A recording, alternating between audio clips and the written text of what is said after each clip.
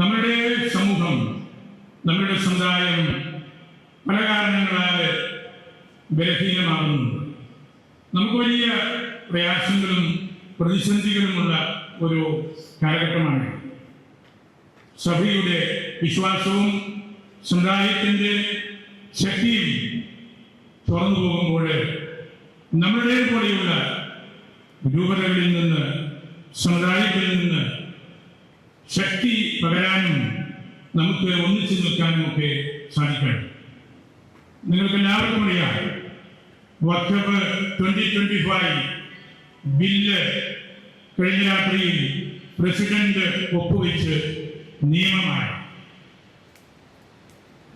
മാസങ്ങൾ നീണ്ട പഠനങ്ങളും ലോകസഭയിലെയും രാജ്യസഭയിലെയും മണിക്കൂറുകൾ നീണ്ട ചർച്ചകളും വാഗ്വാദങ്ങളും വിവിധ രാഷ്ട്രീയ പാർട്ടികളോടും ജനപ്രതിനിധികളോടും ഉള്ള ആലോചനയിൽ നിന്നും വന്ന കാര്യങ്ങളാണ് അറിയേണ്ടത്. ജനാധിപത്യത്തിന്റെ ശ്രീകോവിലും പുറത്തും നടന്ന ചർച്ചകൾ പല ജനപ്രതിനിധികളുടെയും വിലയില്ലായ്മയും അറിവും അറിവില്ലായ്മയും വെളിപ്പെടുത്തുന്ന കാര്യങ്ങളായിരുന്നു എന്ന് പറയാൻ നമ്മൾ പേടിക്കരുത്. കൊണ്ടുവരുന്ന മാറ്റങ്ങൾ വഖഫിന്റെ തന്നെ കാര്യക്ഷമതയോടുകൂടിയ പ്രവർത്തനങ്ങളിലേക്കാണ് പ്രധാനമായിട്ടും ഊന്നി നിൽക്കുന്നത്. ജനാധിപത്യ തത്വങ്ങൾക്കും രാജ്യത്തിന്റെ നിയമത്തിനും വിരുദ്ധമായ നിലപാടുകൾ തിരുത്തുക എന്നുള്ളതായിരിക്കണം ഏവരുടെയും ഉള്ളിലുള്ള കാര്യം.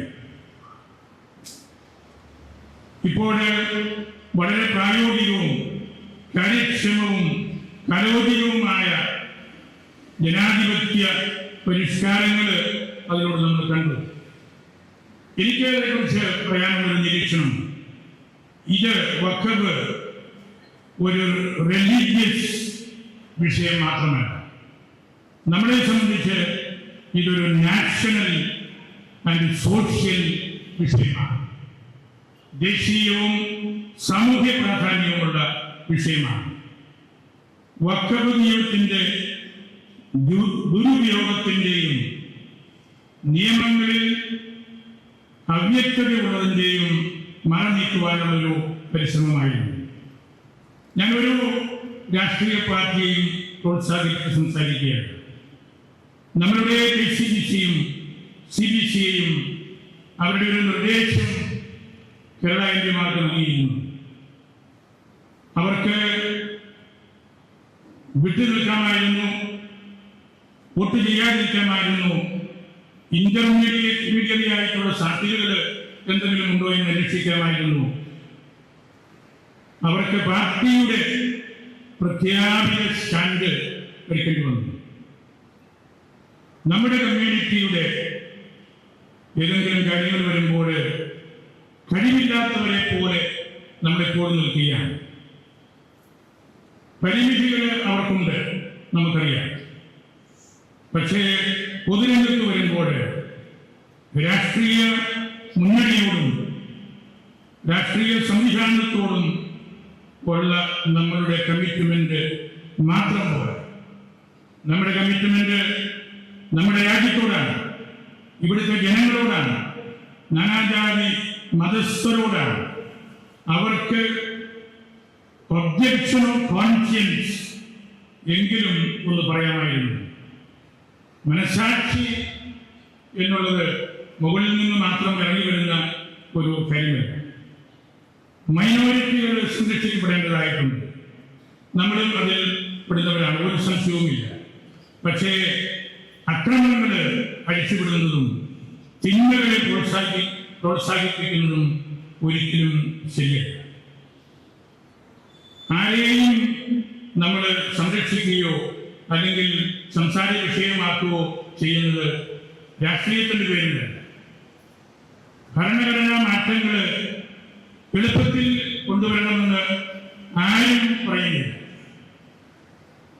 പക്ഷേ ഈ രാജ്യത്തുള്ള ഇൻജസ്റ്റിസിനെ എതിർക്കാൻ തെരഞ്ഞെടുക്കപ്പെട്ട ആളുകൾക്ക് ഉത്തരവാദിത്തമുണ്ട്. അനീതിയും അതുപോലുള്ള മറ്റ് വർഗീയവൽക്കരണവും ഒക്കെ നടക്കുമ്പോൾ അത് വലിയ പ്രയാസത്തിലേക്ക് എത്തിക്കും. ഈ അനീതി ഈ രാജ്യത്തെ ഹൈന്ദവരെയും ക്രൈസ്തവരെയും മുസ്ലിങ്ങളെയും ബാധിച്ചിട്ടുണ്ട്. ഒരു ജനതയെ ഇൻസെക്യൂരിറ്റിയിലേക്ക് തള്ളിവിടുകയാണ്.